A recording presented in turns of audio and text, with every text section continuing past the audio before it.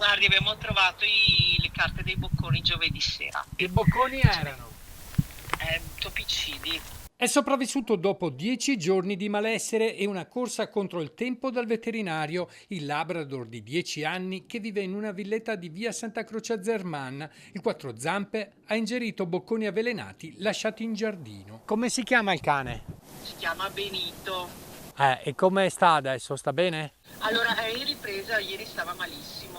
Il caso, inquietante, tutt'altro che isolato, ha messo in allerta l'intera zona. Appena una settimana prima, infatti, un bulldog francese di 7 anni, appartenente a una famiglia vicina, è morto improvvisamente. Emorragia interna fulminante. Anche in questo caso i proprietari sospettano un avvelenamento, con ogni probabilità causato da topicida.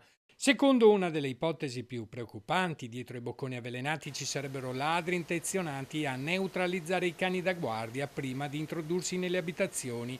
Un segnale inquietante che ha spinto i residenti a rafforzare i sistemi di videosorveglianza e a sporgere denuncia ai carabinieri.